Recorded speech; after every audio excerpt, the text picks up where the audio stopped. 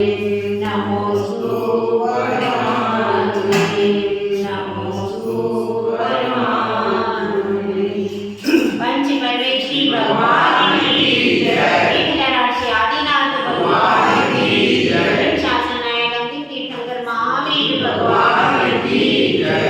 पूज्याचे श्री आदि सावित्री महाराज की जय। पूज्याचे श्री महावीर जी महाराज की जय। पूज्याचे श्री विमल सागर महाराज की जय। पूज्याचे श्री तपस सम्राट सन्मति सागर महाराज की जय। परम पूज्याचे गुरु सुंदर सागर महाराज की जय। अहिंसा में ईश्वर धर्म की जय। निर्वाणी माता की जय। जीवन की शुरुआत सूर्योदय से होती है और एक दिन का प्रभात भी अस्त होता है तो सूर्यास्त से होता है। सूर्योदय के समय भी लालिमा है और सूर्यास्त के समय भी लालिमा है। दोनों समय हम देखते हैं कि आकाश अरुणिमा से सहित हो गया है, तो हमें विचार करना है। लालिमा दोनों में है, पर दोनों में लालिमा होते हुए भी इस लालिमा में अंतर है। एक लालिमा सूचना दे रही है प्रभात होने वाला है, जागरण होने वाला है, अब सूर्य आने वाला है, अब चारों तरफ सूर्य का प्रकाश फैल जाएगा और अंधकार विलीन हो जाएगा। एक लालिमा सूचना दे रही है कि अब दिन अस्त हो गया है, अब अंधकार का प्रारंभ होने वाला है। संध्या की लालिमा अंधकार के प्रारंभ की सूचना देती है और प्रभात की लालिमा प्रकाश के प्रारंभ की सूचना देती है। तो हमको अंधकार से प्रकाश की ओर जाना है। यह जो प्रकाश है यह क्या सूचना दे रहा है?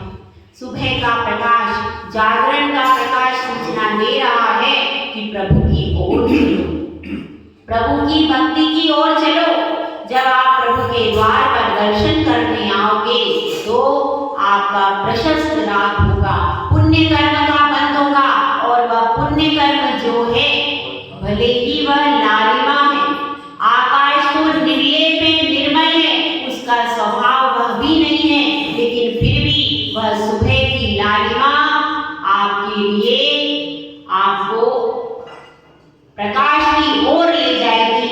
लेकिन शाम की जो लालिमा है वह आपको अंधकार, शाम की लालिमा सूचना दे रही है। क्या सूचना दे रही है? शाम की लालिमा यही सूचना दे रही है कि आप अप्रशस्त राग को छोड़ दो। जो आपने राग संसार के प्रति किया है, परिवार के प्रति किया है, उस राग को छोड़ दो।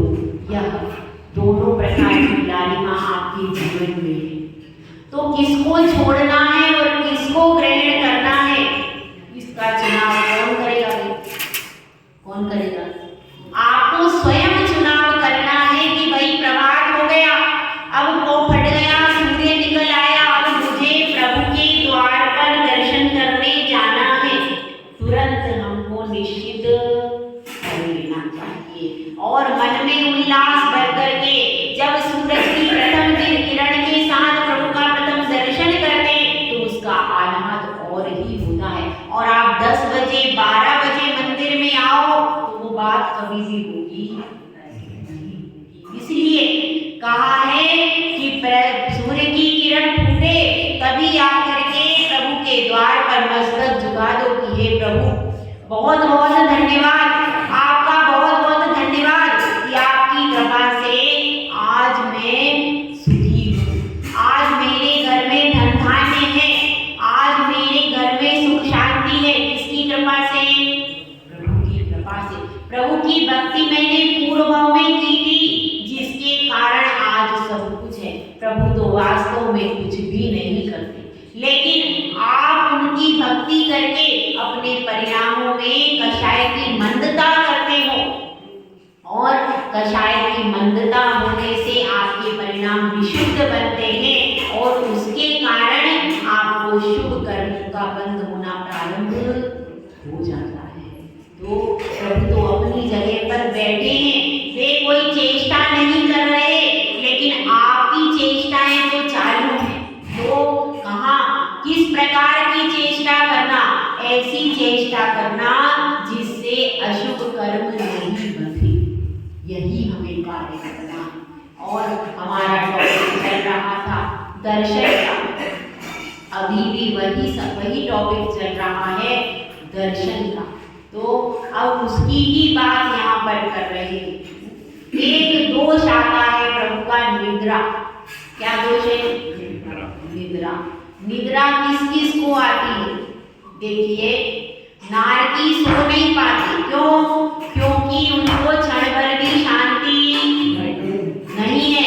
यदि वो थोड़ा सा उनकी पलकें भी झपकाना चाहे तो दूसरा नारकी तुरंत तैयार खड़ा है कि जैसे ही वह सोने का प्रयास करेंगे तुरंत उसको वध करने के लिए, उसको आघात करने के लिए तैयार बैठा है। तो वह चाह करके भी सो नहीं पाते। तिर्यंच थोड़ा बहुत सोते हैं मगर उनको भी कितनी बाधा है। जैसे ही उनका कोई घर नहीं है, बारिश आ रही है, अब तिर्यंच कैसे भी करके कहीं भी कोने में रात बिताने के लिए सोचते हैं। बारिश आती है तो कहीं आपके ओटले पर साइड में जगह ढूंढ के बेचारे वो बैठते हैं। बड़े बड़े बैल हैं, गाय हैं, वो सब कहाँ जाते हैं? ऐसे ही बारिश में आप सोचिए, ठंड में पशुओं का क्या होता होगा।